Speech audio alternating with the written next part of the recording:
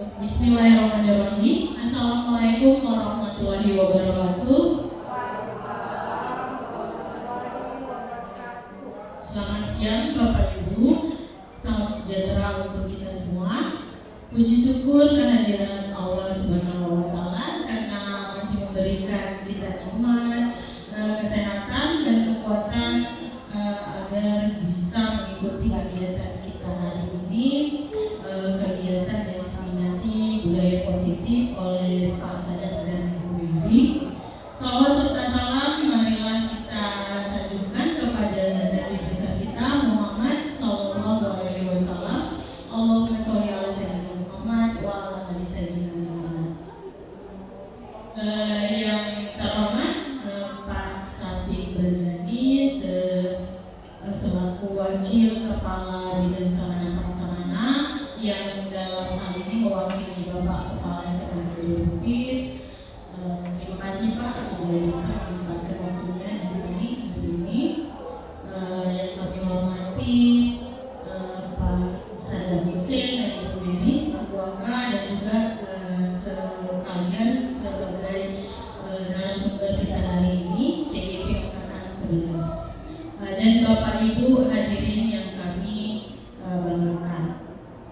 Baik Bapak Ibu hadirin, seperti yang sudah dibilang tadi, hari ini kita akan mengikuti kegiatan destinasi budaya positif yang ini adalah bentuk aksi nyata dari modul 1.4 ya Pak Sadam.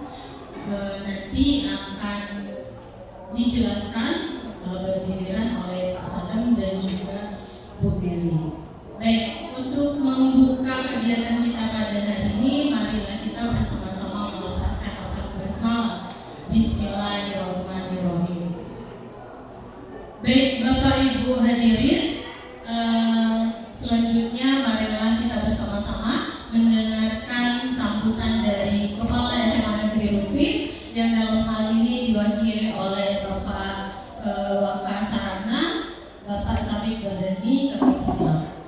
Terima kasih Bapak. Assalamualaikum warahmatullahi wabarakatuh. Alhamdulillahirabbil alamin. Kami Allah Maha Esa atas segala rahmat dan karunia-Nya kita bersama-sama berkumpul di ruangan yang cukup baik ini dalam rangka kegiatan destinasi dari calon guru penggerak angkatan ke-11. Bapak Ibu yang kami hormati, saya selaku mewakili kepala sekolah mengucapkan selamat dan juga bangga kepada Ibu Mary dan Pak Sadam selaku CGP angkatan 11. Satu sisi mereka berdua ini sebagai CGP, sisi lain sebagai pembantu kepala sekolah bidang kurikulum dan siswa. Jadi tinggal awak dengan mengagus yang belum CGP karena awak mikir juga nanti pertahanan CGP apa negara yang sejujurnya saya menyampaikan rasa bangga juga begitu, iri juga mungkin ini dalam pengertian yang baik begitu ya, bisa membagi waktu apalagi Ibu Mary sebagai ibu rumah tangga, sebagai istri yang salehah juga sebagai apa ya, sebagai wakil kurikulum itu suatu hal yang menurut saya tidak bisa dilakukan oleh semua orang, apalagi Ibu Mary dari Ibu Nikau ya bisa tempat di 30, di 35 sudah sampai di sini. Karena saya berpikir kalau misalnya saya atau kita yang di sini di sekitar wilayah Warupit itu kadang-kadang merasa malu juga kalau misalnya sampai 745, 750 gitu. Ini sebagai keluarga saya, jadi saya bangga itu. Bapak Ibu saya hormati, dalam kegiatan ini kita berharap bahwa dengan semakin banyaknya guru penggerak atau calon guru penggerak saling mengimbas, saling memberi inspirasi, saling melakukan kegiatan yang baik, saling berbagi praktik baik, saling mengingatkan. Kita berharap semoga sekolah kita yang kita cintai ini semakin baik dalam hal ketertiban, dalam hal kedisiplinan, dalam hal aturan dan segala macamnya, dan juga kita sendiri sejalan mengurangi segala macam perbedaan, mengikis segala macam hal yang tidak baik menjadi hal yang positif dan saling menguatkan. Itulah harapan kami mewakili kepala sekolah. Bapak Ibu yang kami hormati, terakhir kata kami mengucapkan Bapak Ibu selamat mengikuti kegiatan ini. Semoga bermanfaat, ambil yang baik-baiknya, berpikir yang baik, pikirkan, sehingga dengan demikian kita always and forever dalam kebaikan.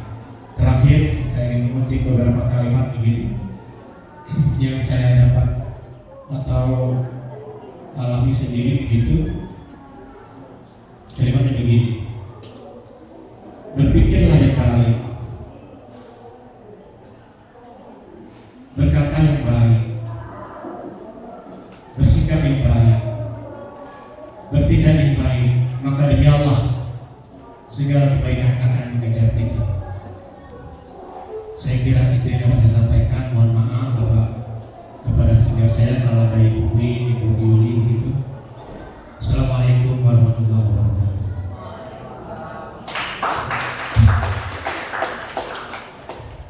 Terima kasih Pak Sapi atas sambutan kemenangannya. Sangat menarik sekali dari kalau saya bisa mengutipnya, lakukanlah hal-hal yang baik ya Pak ya, maka kebaikan akan mengiringi kita. Baik Bapak Ibu hadirin, untuk lebih membuat acara kita lebih hikmat, agar acara kegiatan kita hari ini juga diberkahi oleh Allah, marilah kita bersama-sama memanjatkan doa yang dalam hal ini akan dipimpin oleh Pak Misbahul Mudir. Kepada Bapak kami silakan.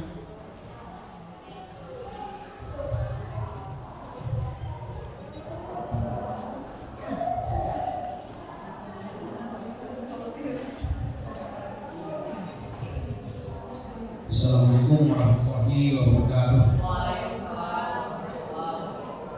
Bismillahirrahmanirrahim. Alhamdulillahirabbil alamin wassalatu wassalamu ala asyrofil anbiya'i wal mursalin wa ala alihi washabihi ajmain.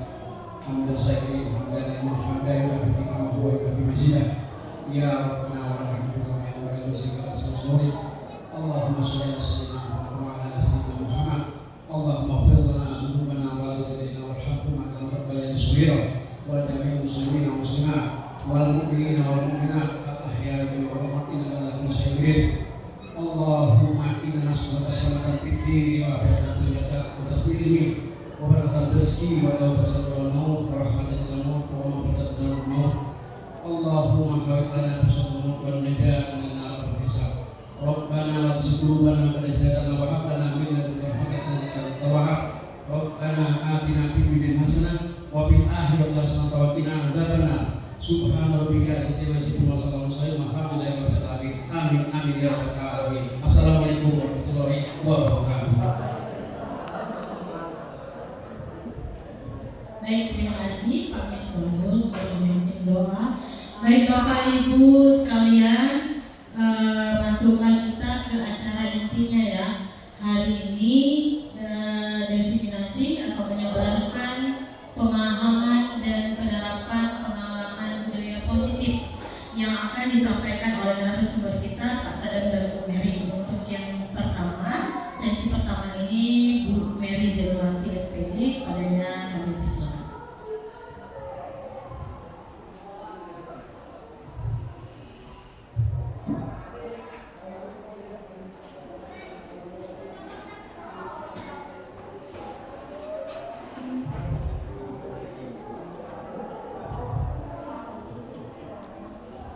Assalamualaikum warahmatullahi wabarakatuh.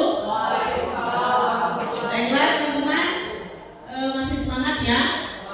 Ya, jadi saya berdiri di sini sebagai pembicara atau narasumber yang pertama untuk penerapan atau diseminasi budaya positif pada modul 1.4 yang kami pelajari pada kegiatan guru bergerak. Baiklah teman-teman, budaya positif. Apa itu sebenarnya budaya positif ya? Jadi adanya kami di sini, apa yang kami pelajari, apa yang kami dapatkan dari pendidikan guru penggerak ini semestinya dan seharusnya dan sebaiknya kami tularkan apa yang kami dapatkan. Semoga nanti kami berharap Ibu dan Bapak akan mengikuti juga kegiatan guru penggerak setelah kegiatan kami lakukan. Nah, ini salah satu gambaran kegiatan, salah satu bentuk kegiatan yang kami lakukan adalah melakukan aksi nyata atau disimulasi untuk modul 1.4. Oke.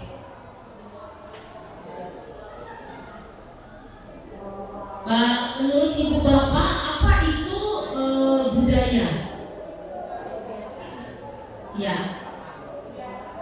Ya, sebenarnya kata budaya ini tidak asing dari kegiatan kita sehari-hari. Kita bagaimana seorang guru memberikan atau membudayakan ke siswa kita, bagaimana budaya positif itu bisa terbentuk di lingkungan sekolah kita.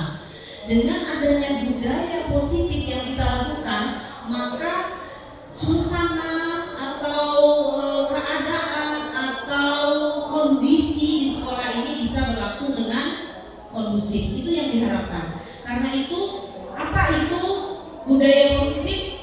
Ada beberapa hal sebelum kita yang harus dibahas dalam budaya positif, yaitu yang pertama adalah tentang perubahan paradigma belajar. Nah, perubahan paradigma belajar ini apa sih? Jadi pola pikir pembelajaran yang telah kita lakukan atau yang selama ini kita lakukan dengan perubahan zaman sekarang. Jadi bagaimana kita seorang guru itu bisa memenuhi kebutuhan anak. Jadi di sini kita sebagai guru, jadi dalam filosofi pembelajaran Ki Hajar Dewantara, di mana guru itu adalah ingat sosum tulada, imadia memurkasa dan tuturi handayani. Bagaimana seorang guru kita di depan ini sebagai contoh, bagaimana kita di tengah memberikan semangat, bagaimana kita di belakang siswa itu memberikan dorongan. Untuk apa? Untuk mencapai kebahagiaan setinggi-tingginya. Itu yang diharapkan. Jadi untuk apa anak itu sekolah? Untuk mencapai kebahagiaan yang setinggi-tingginya. Bagaimana kita seorang guru bisa memenuhi kebutuhan siswa? Itu harus kita sadari. Nanti saya akan menjelaskan tentang perubahan paradigma belajar dulu, baru nanti tentang disiplin positif dan nilai-nilai kebajikan. Lalu tentang kebutuhan dasar manusia. Nah, ini yang harus kita sadari tentang kebutuhan dasar manusia. Bagaimana motivasi perilaku manusia termasuk siswa kita. Sebenarnya anak kita itu datang terlambat itu kenapa? Motivasinya apa? Anak yang berpakaian rapi tentu ada motivasinya. Kita pun, saya pun berdiri di sini, tentu ada motivasinya. Nanti kita bahas di sana. Lalu posisi kontrol guru. Aduh, saya ini sebenarnya selama ini sebagai apa ya? Dalam mendidik anak, dalam kegiatan pembelajaran. Oh, selama ini saya menganggap saya mengajar siswa di SMA ini seperti teman. Apakah itu sudah benar? Atau kita yang kasihan sama ibu. Nah, apakah kita pemberi rasa supaya anak itu berempati dengan kita? Jadi kita ini posisi kita itu seperti apa yang menurut budaya positif ini? Lalu keyakinan kelas. Nah, ini bagaimana kita sebelum memulai pembelajaran kita harus membuat keyakinan kelas, dan ini tidak bisa dari kita yang menentukan, tidak bisa dari kita yang anak harus datang, tidak boleh datang melebihi, ibu duduk di sini 15 menit, tidak boleh terlambat. Jadi tidak boleh ngobrol pada saat jam pelajaran saya. Jadi kita dulu, termasuk saya, buat aturan. Kita buat aturan dulu di kelas kita ya, anak-anak.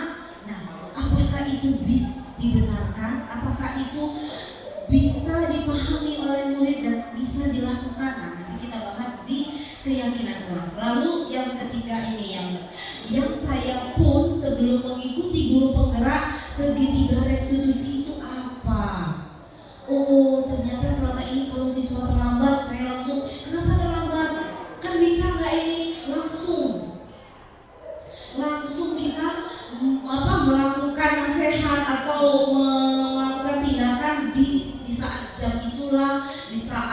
siswa itu melakukan kesalahan, langsung saja kita langsung memberi tindakan. Ternyata ada tahapan-tahapan yang lebih baik dalam kita mengatasi kesalahan yang dilakukan oleh siswa dengan cara segitiga restitusi. Ini nanti akan dibahas oleh Pak Sadam Husin. Oke, silakan Pak Sadam untuk yang pertama tentang perubahan paradigma baru. Jadi bagaimana pembelajaran yang sekarang ini dirancang untuk ini kalimat terdiferensial. Maksudnya apa? Nah, sehingga para peserta didik belajar sesuai kebutuhannya berdasarkan tahap perkembangannya masing-masing untuk mewujudkan profil pelajar Pancasila. Tentu ini kita tidak asing lagi karena kita kelas 10 sudah mendapatkan kurikulum merdeka ya. Apa itu? P5. Apa saja yang diharapkan P5 yang diharapkan bisa terwujud pada siswa-siswa kita? Yang pertama apa, Ibu Bapak? Kita mengharapkan siswa yang mandiri. Lalu apa? Siswa yang kita harapkan apa? Kreatif. Bagaimana supaya siswa bisa kreatif? Bagaimana siswa bisa mandiri? Apalagi beriman dan bertakwa. Ini yang penting, ini yang pertama yang seharusnya kita memulai pembelajaran dengan membaca doa dulu. Itu untuk membentuk keimanan. Ya, lalu apalagi? Punya sifat gotong royong. Nah, ini yang sangat penting. Gotong royong juga sangat penting ditanamkan ke anak. Apakah pembelajaran saya ini sudah memunculkan sifat gotong royong antara murid? Nah, lalu yang kelima apa? Berkebinekaan global. Anak-anak siswa di sekolahan kita berasal dari desa yang bermacam-macam. Nah, disinilah kebinekaan itu terjadi. Orang siswa yang berasal dari Maun bisa berkolaborasi dengan siswa yang berasal dari Karanganyar, dari Rope, bisa berkolaborasi dengan siswa yang dari Delir, sehingga kebinekaan global itu bisa terjadi. Dan apalagi kita sekarang akan mengalami pemilu kada. Nah, ini bagaimana anak-anak bisa berpikir, oh, tidak apa-apa kita berbeda. Tidak lagi kedaerahan itu ya masih terpendam. Jadi anak-anak itu sudah berpikir lebih lebih kritis. Nah, ini yang diharapkan yang terakhir. Tentu bisa bernalar kritis. Apa yang siswa lakukan, apa yang dibaca di media sosial, apa yang mereka lihat di YouTube, itu mereka bisa berpikir nalar sendiri. Oh, ini tidak bisa seperti ini. Oh, ini baik untuk saya. Nah, itu yang diharapkan untuk P5. Ya, bagaimana paradigma pembelajaran baru itu bisa terwujud. Kenapa sih harus diganti kurikulum? Kenapa sih kita harus berubah paradigma? Alasannya adalah, Ibu Bapak, kita terus berkembang teknologi. Perkembangan zaman terus terjadi. Kita mengajar di tahun 2009 tidak sama dengan 2010, tidak sama dengan 2015, apalagi 2024. Zaman dulu di mana handphone itu masih dianggap hal yang sangat mewah. Sekarang handphone anak-anak sudah pegang, sudah menjadi bahan yang tidak tersier lagi. Sekarang handphone sudah menjadi bahan primer, kemana-mana harus dibawa, tidak bisa tidak bawa handphone. Nah, tentu dari sana saja kita harus berubah. Apa yang berubah? Paradigma belajar kita juga harus berubah. Oke, lanjut. Nah, ini yang miskonsepsi yang kita anggap bahwa oh, ini sudah benar. Jadi kita mengontrol siswa itu menganggap bahwa oh, guru ini bisa mengontrol siswa. Kamu harus datang jam 6 ya. Kamu tidak boleh pakai sepatu putih ya. Kamu tidak boleh. Jadi kita menganggap kita ini guru bisa mengontrol siswa. Ternyata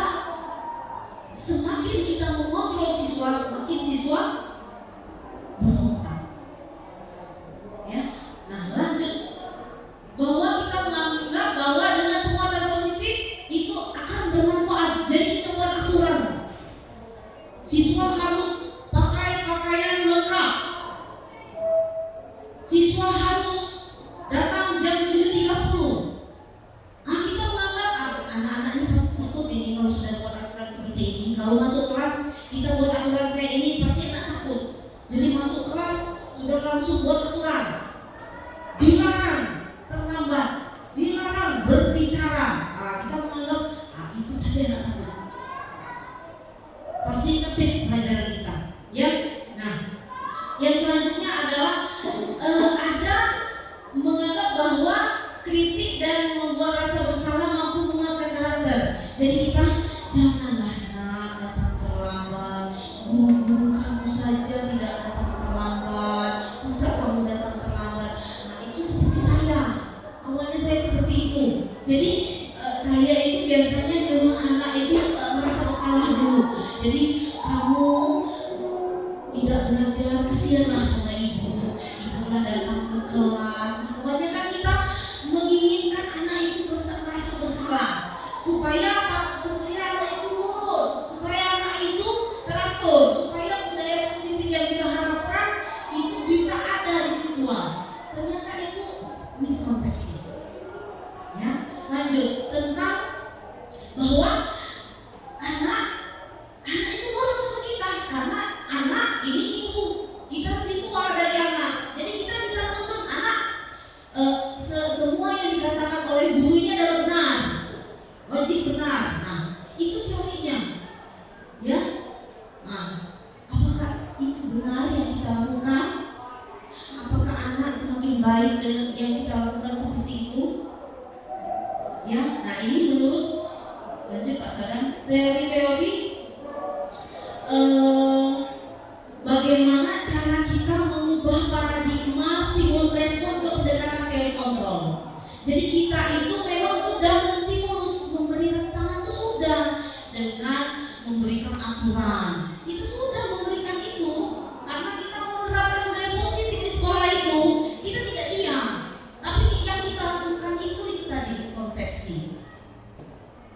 Ya, kurang tepat tadi. Nah, apa paradigmanya? Oh, kalau kita stimulus respon, jadi kita menganggap kebutuhan kita ini sama. Jadi anak-anak itu sama dari keluarganya, kebutuhannya sama.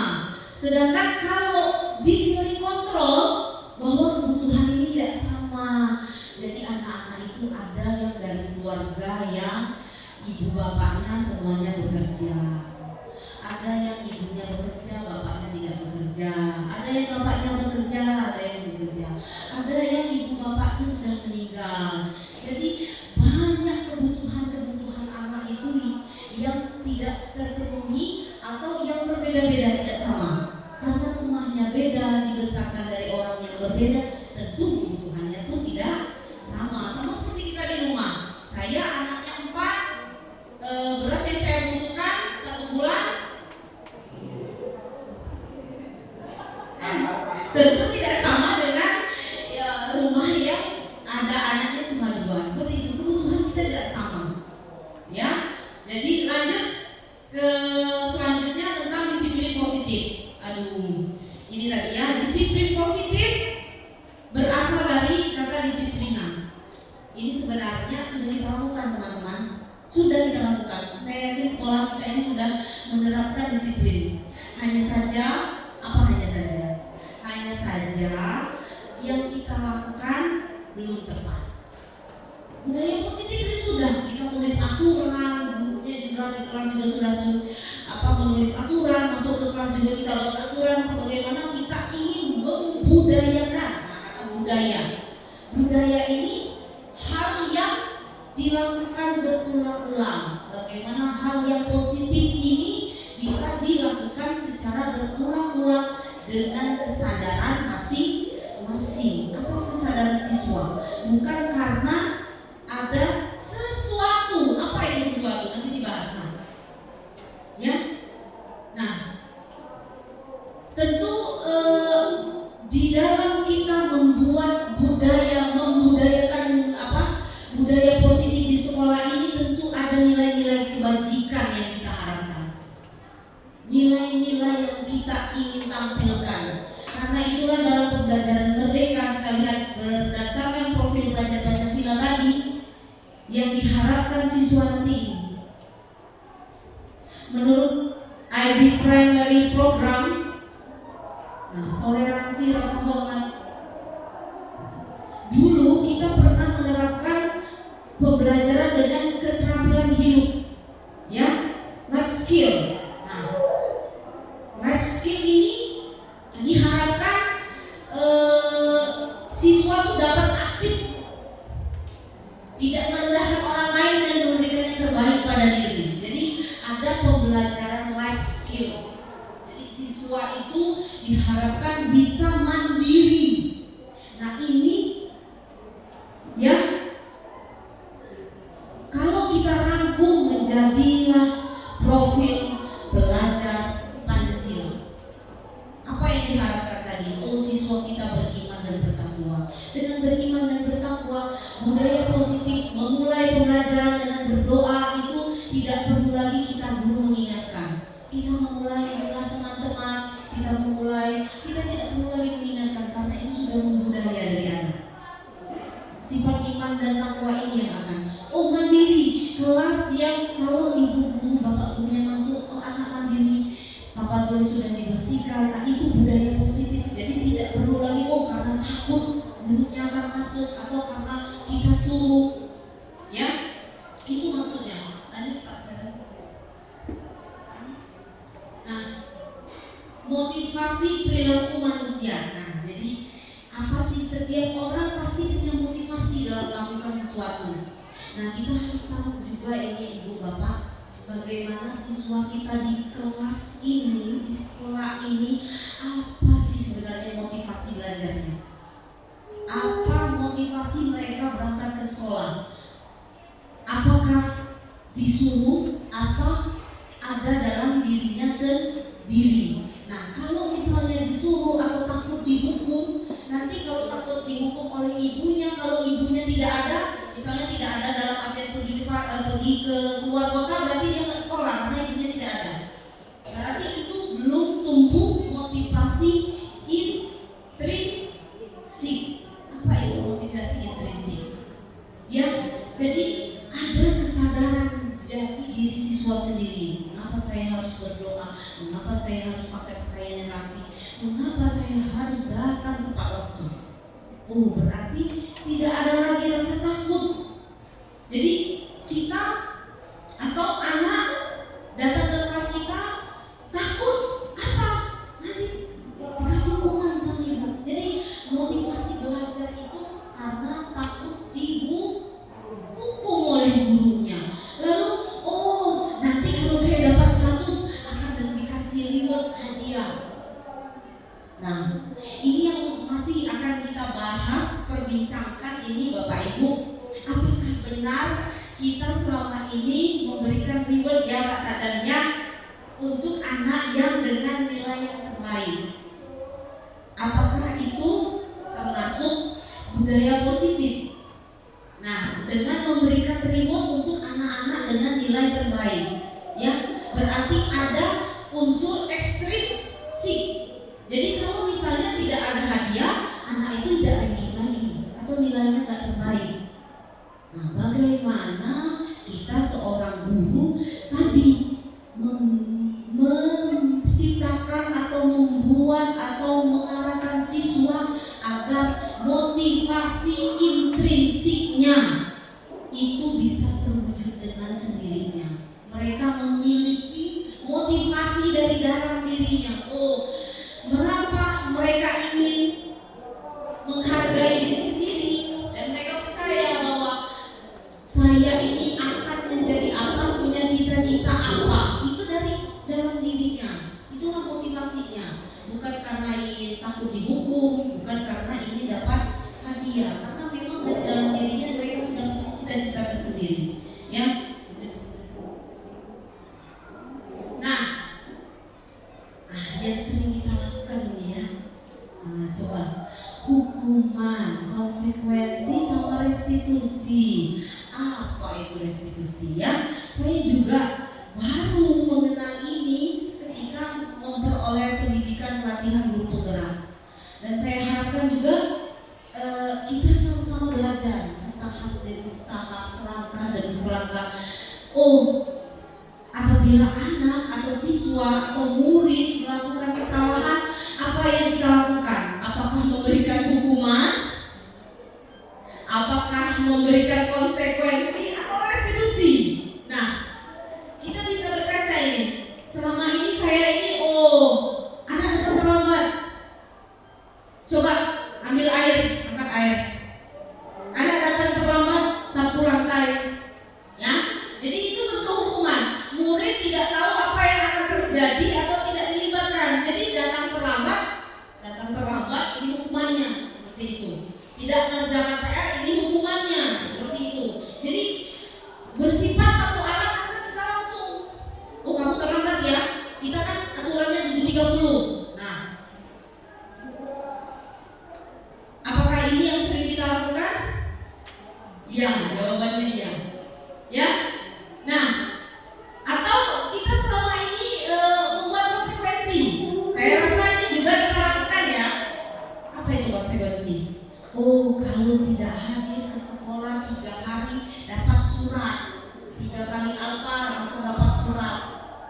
di sekolah panggil orang tua, anaknya apa, terus apalagi kan disepakati ya rencana itu. Jadi murid itu dan dipanggil bakku, itu mulai itu kasar kusuk itu, mulai dengan jaga nyaman itu. Jadi guru tuh, nah ya ibu lihat kamu ini seringnya tidak datang ya, ini sudah laporan dari guru ini udah 3 kali apa 4 kali sakit ya.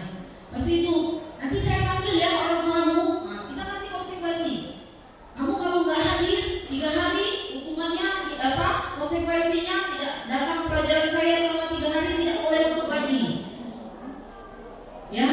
Itu yang kita lakukan selama ini Bapak. Saya pun juga itu berusaha ini kita pelan-pelan. Kita melakukan restitusi. Apa sih restitusi itu? Nah, nanti akan dijelaskan lebih jelas oleh Pak Sadam. Saya hanya mengupas di depannya aja ini. Apa itu restitusi? Itu proses. Jadi siswa itu mengalami proses dulu. Proses bagaimana anak itu bisa memperbaiki kesalahannya. Guru dan murid berkolaborasi untuk mencari solusinya. Jadi siswa yang sering tidak masuk pelajaran kita itu kenapa? Dipanggil anaknya. Bagaimana ada tahapan-tahapannya? Tidak, kamu terlambat ya. Nanti kalau terlambat sapu halaman, bersihkan WC.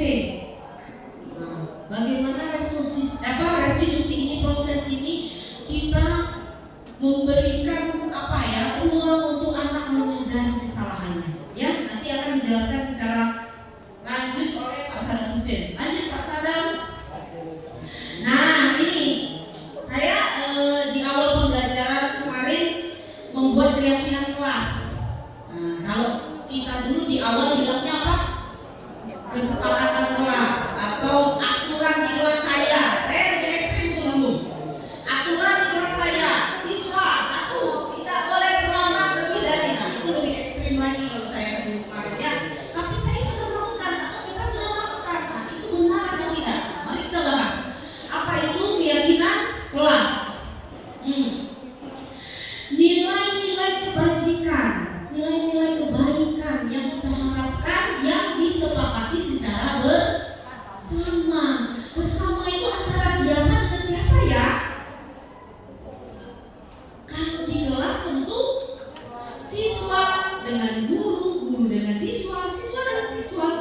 Ya dah, namanya terjadi kesepakatan. Nah, kesepakatan ini terjadi secara bersama-sama, bukan ibu gurunya saja yang menetapkan, tapi secara bersama-sama. Dan keyakinan akan lebih memotivasi seseorang dari dalam. Nah, tadi secara motivasi intrinsik ya, dan lebih bersemangat. Lebih bersemangat karena yang buat aturan kita bersama. Mereka juga buat aturan. Apa aturan yang harus dibuat? Bagaimana cara buat aturan atau keyakinan kelas? Mari Pak Sadam. Nah, bagaimana pembentukan keyakinan kelas itu? Jadi keyakinan kelas itu dibuat sebagaimana bagusnya bisa dipahami oleh siswa kita. Ya, keyakinan kelas hendaknya tidak banyak, banyaknya aturan di kelas ibu ini penting pelaku. Nah, malah tidak masuk. Kalau aturan sepeda ini tidak boleh. Kalau banyak masuk pelajaran ibu ini aturan tidak boleh itu, harus ini, harus itu. Hai, cacam, harus menjawab pertanyaan semuanya. Pelajaran fisika ibu bapak dijawab kalau seperti itu ya. Nah, kita harus merefleksikan ini yang penting. Terakhir itu yang bersedia meninjau kembali keyakinan kelas dari waktu ke waktu. Tentu keyakinan kelas ini kita fleksibel. Jadi dikatakan dengan anak fleksibel dalam artian bukan boleh berubah ya. Nah, bisa waktu kita tambah atau kita hapuskan kalau tidak sesuai dengan keadaan misalnya. Tidak boleh datang terlambat 15 15 menit. Nggak taunya kita belajar di lab. Perjalanan dari kelas ke lab itu lebih dari 15 menit Ibu. Jadi, tadi ya. Jadi keyakinan kelas itu bisa kita tinjau kembali bersama-sama. Oke, lanjut Pak Sadam. Nah, ini salah satu contoh keyakinan kelas yang kita buat. Jadi kita memberikan ruang sama anak untuk dengan siswa, bagaimana siswa membuat sendiri, buat dulu sendiri. Apa? Menurut kamu apa aturan kelas kita? Suruh anaknya kasih sticky note, kita taruh, kita sepakati ke depan. Nanti ada satu anak yang kita minta tolong untuk merangkum apa yang ditulis. Pasti ditulis tidak boleh datang terlambat, tidak boleh berbicara pada saat, semuanya tidak. Nah itu ya, semuanya tidak. Jadi yang boleh apa kalau tidak kalau itu. Nah sebaiknya bentuk keyakinan kelas itu jadi adalah berupa kalimat yang positif. Jadi auranya, membacanya, pikiran juga positif. Apa contohnya? Kalau tidak boleh hadir terlambat, apa kalimat positifnya? Kita datang tepat waktu. Nah, kan lebih bagaimana dengarnya itu? Enak tidak? Nah, tidak boleh mengganggu teman. Apa kalimatnya? Kita saling menyayangi, kata positif. Enak tak dengarnya? Nah, ya daripada kita tidak. Nah, tidak kalau pasti jawab anak tidak kalau. Apa ya Mak? Jadi kita boleh apa? Boleh berbicara. Nah, tidak boleh berbicara pada saat pelajaran. Apa kalimat positifnya? Boleh berbicara saat diizinkan. Boleh nggak bicara? Boleh. Jadi, pelajaran ini dulu. Anak boleh, cuma boleh. Nah, jadi kita menghindari pikiran negatif tadi dengan menampilkan pernyataan yang positif, ya. Oke, lanjut. Bisa dilihat Pak Sadam contoh keyakinan kelas yang saya buat. Oke, jadi kalau kami menggunakan kata kita, karena kita semua yang di dalam kelas, jadi kita saling menghormati. Jadi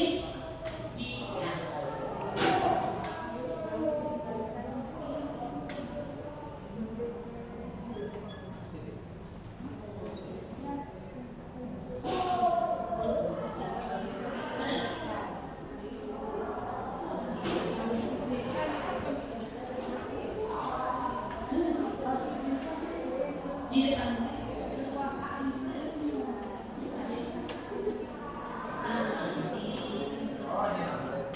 ada. Nah, jadi Ibu Bapak, ini salah satu contoh saja. Ini salah satu contoh bagaimana saya membuat keyakinan kelas. Kalimat atau kata-katanya fleksibel, ya, boleh dibuat seperti ini. Dan lebih baik nanti kita tempel bersama-sama atau dibuat bersama-sama, ditaruh di dalam buku catatan mereka masing-masing supaya mereka mengingat dan rangsangan positifnya, pengaruh positifnya akan terjadi. Bisa Pak Sadam? Rodi, lambat ya. Ini ya Pak yang kelas saya.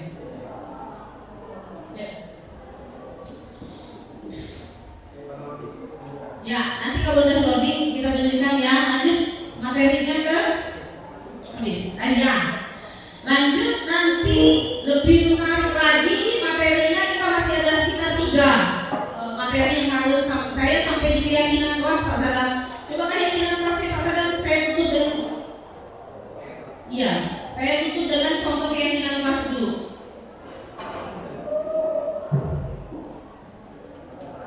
Oh iya, nanti saya tampilkan setelah Pak Sadam presentasi atau nanti kita bisa buat keyakinan kelas kita bersama. Terima kasih teman-teman.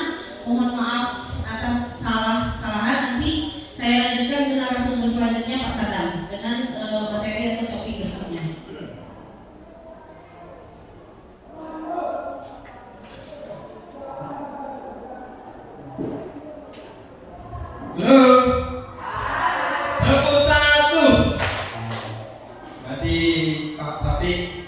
walaupun sudah semakin siang dan sudah mendengarkan dengan serius paparan dari Bu Mary, teman-teman kita ternyata masih semangat. Kita coba cek sekali. Tepuk 1, tepuk 2. Oke Bapak Ibu, tadi luar biasa kita sudah mendengarkan banyak materi sub 3 topik dari Ibu Mary Juniarti menyampaikan tentang disiplin atau budaya positif. Dan sekarang tiba giliran saya akan menyampaikan 3 poin pokok atau 3 subtopik mengenai budaya positif seperti itu. Yang pertama yaitu mengenai kebutuhan dasar manusia Bapak Ibu. Nah Bapak Ibu, sebelum saya melanjutkan, kira-kira Bapak Ibu, kita melakukan sesuatu Bapak Ibu kira-kira ada tujuannya tidak? Ada. Kira-kira apa contohnya? Sepertinya Bu Babia, Bu Babia, contohnya kita melakukan sesuatu itu, misalkan kita makan. Nah, kira-kira tujuannya apa Bapak Ibu? Biar kenyang. Oke, itu akhirnya. Kalau sebelumnya apa yang kita lakukan Bapak Ibu? Apa yang kita rasakan? Mungkin lapar seperti itu. Kalau kita datang ke sini, duduk di sini, Bapak Ibu, kita hadir di ruangan ini, kira-kira apa tujuannya Bapak Ibu? Mendengarkan pembelajaran. Pak Ismail, ada lagi Bapak? Menambah wawasan Bapak Ibu, apa lagi? Menjadi pintar. Artinya kita, apapun yang kita lakukan, apapun yang kemudian kita tampilkan, ada pasti mempunyai tujuan Bapak Ibu. Bu Agustin dari, kalau di sini kira-kira Bu Agustin dari, misalkan datang ke sekolah, apa tujuan Bu Agustin dari? Apa? Mengajar, mencerdaskan anak bangsa. Ya, menjalankan kewajiban seperti itu. Banyak sekali artinya mempunyai tujuan. Nah, Bapak Ibu, setiap tindakan ataupun kelakuan yang kita berbuat seperti itu, Bapak itu ada tujuannya. Tujuannya itulah Bapak Ibu, Pak Sapi dan Bapak Ibu yang lainnya, itu adalah untuk memenuhi bagian-bagian kebutuhan yang ada di diri kita, Bapak Ibu. Nah, di dalam modul yang kami pelajari itu kita akan kupas secara bersama-sama nanti. Ternyata ada beberapa kebutuhan manusia yang harus kita pahami itu apa? Supaya kita tahu juga Bapak Ibu bahwa peserta didik kita ternyata punya kebutuhan. Nah, jadi apapun yang dia tampilkan, ya Bapak Ibu, baik kemudian positif ataupun negatif, dia itu ingin memenuhi kebutuhannya. Jadi jangan kemudian nanti apapun yang ditampilkan peserta didik kita langsung memikirkan bahwa dia nakal, bahwa dia kurang ajar. Belum tentu seperti itu, tetapi dia lagi memenuhi kebutuhannya Bapak Ibu. Nah, apa kebutuhannya itu nanti kita kupas secara bersama-sama. Sebelum melanjutkan Bapak Ibu, saya akan membagikan sticky note. Nah, ini gunanya nanti untuk akhir pembelajaran ataupun akhir diskusi kita pada kegiatan ini oleh saya dan Bu Mary. Saya bagikan dulu. Silakan berbagi ke belakang ya Bu. Kira ya.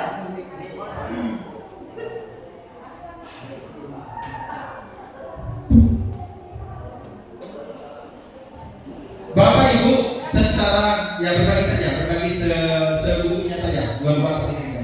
Jadi Bapak Ibu, kawan-kawan sekalian, jadi kita harus pahami bahwa secara tekstualnya kebutuhan dasar manusia itu adalah sesuatu yang kita lakukan untuk mendapat apa yang kita inginkan.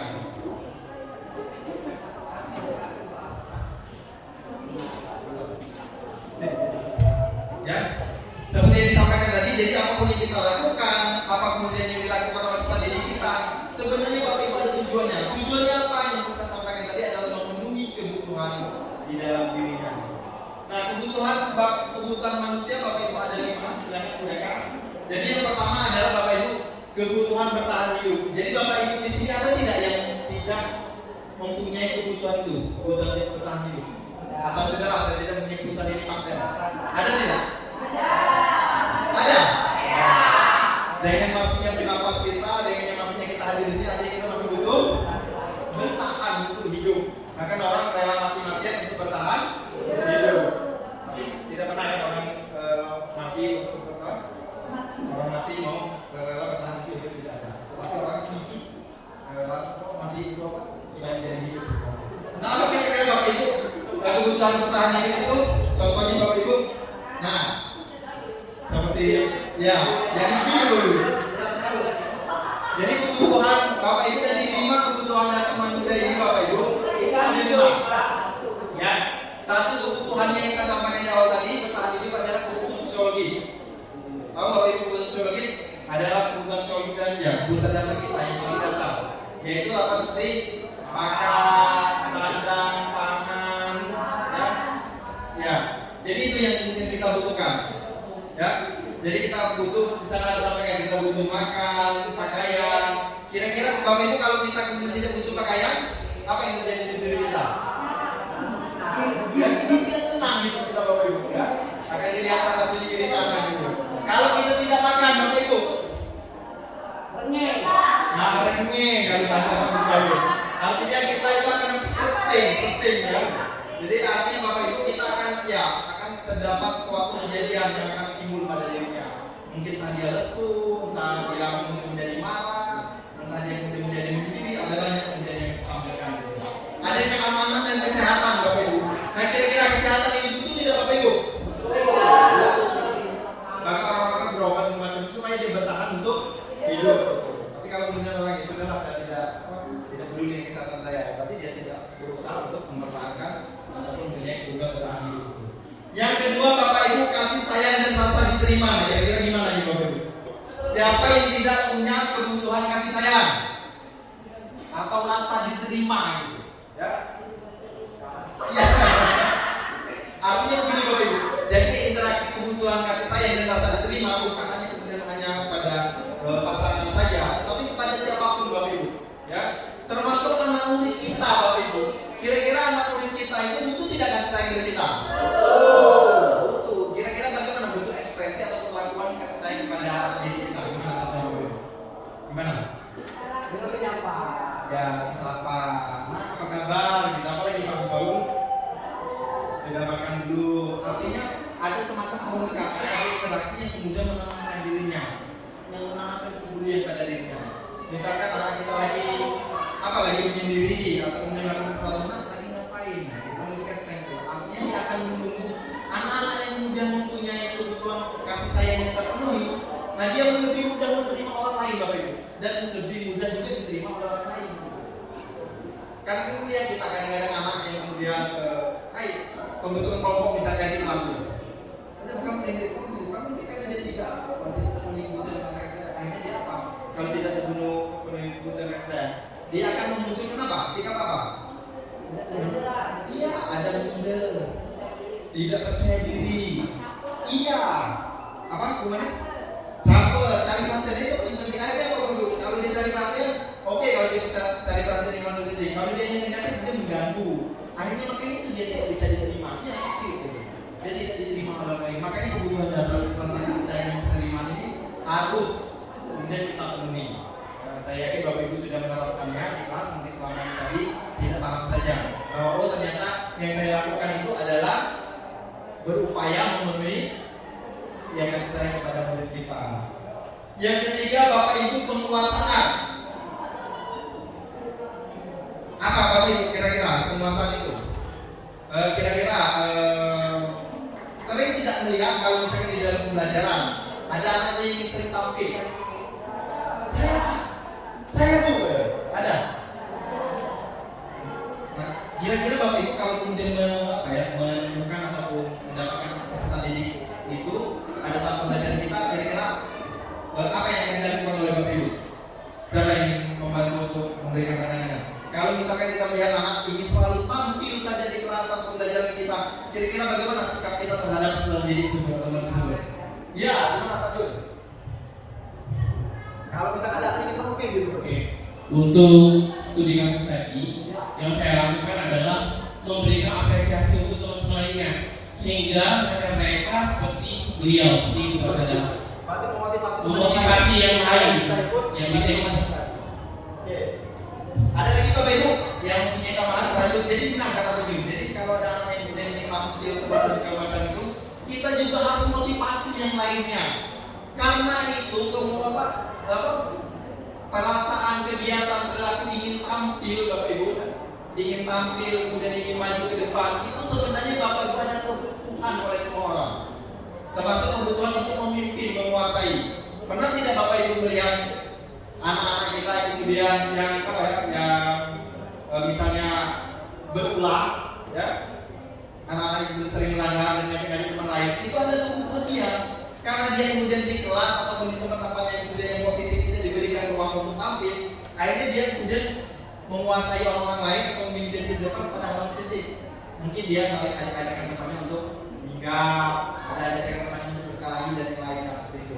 Nah makanya kita harus juga paham bahwa peserta didik kita mempunyai kebutuhan untuk penguasaan, untuk bisa tampil, untuk memunculkan harga dirinya seperti itu Bapak Ibu ya, untuk memimpin, diakui, termasuk berprestasi seperti itu. Ya, jangan kemudian kita menutup ruang-ruang itu. Nah, makanya kita harus memahami kebutuhan dasar manusia tadi supaya kita tahu juga bahwa peserta didik kita, murid kita mempunyai kebutuhan. Nah, makanya dari itu bagaimana kita sebagai guru mendampingi, memfasilitasi kebutuhan itu setidaknya beberapa bagian itu terpenuhi pada saat kegiatan pembelajaran di sekolah. Yang keempat itu kebebasan ya. Untuk kebebasan itu masih terkait penguasaan tidak apa-apa. Nah, jadi ada juga kebebasan Bapak Ibu. Kebebasan ini berkenaannya dengan apa Bapak Ibu? Jadi dia ingin mandiri. Sering kan kadang-kadang kita melihat anak tuh, misalkan belajar di kelas itu kan. Kalau kita kemudian tidak tahu bahwa anak itu kemudian punya kebebasan gaya belajar misalkan, kita misalkan anak-anak itu kemudian mempunyai gaya belajar yang visual. Jadi kita di dalam kelas hanya metode ceramah saja. Pernah tidak kita melihat anak-anak kemudian lesu gitu atau umum saja gitu. Tetapi kemudian ketika kita menampilkan video Bapak Ibu atau kita kemudian mengadakan kegiatan permainan game atau SPDV, dia begitu semangat gitu, malahan melebihi dari semangat teman-temannya yang kemudian pada saat kita menyampaikan ataupun kemudian kita berdiskusi atau ceramah dia fokus gitu. Ada tidak kalian melihat itu Bapak Ibu? Ada gitu. Nah makanya Bapak Ibu ternyata peserta didik kita mempunyai juga kebutuhan kebebasan. Kebebasan ini bukan tanpa batas ya Pak Gaul, Bapak Ibu dan kawan-kawan lain bukan berarti bebas melakukan sesuatu tanpa kemudian batasan ataupun norma. Tetapi kebebasan adalah kemandirian untuk melakukan sesuatu yang dianggap dia sesuai dengan passionnya, sesuai dengan minat dan bakatnya.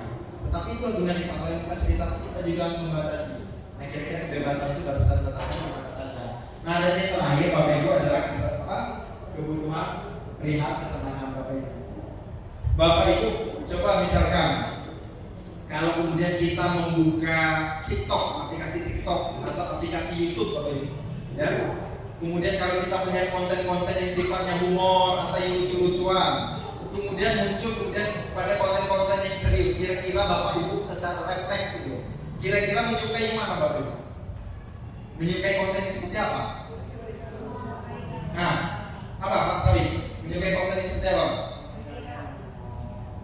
Yang gimana Pak? Secara manusiawi, kecenderungan manusia itu suka pada pendidikan yang berporsi, yang cenderung itu secara alamiah gitu, secara umum.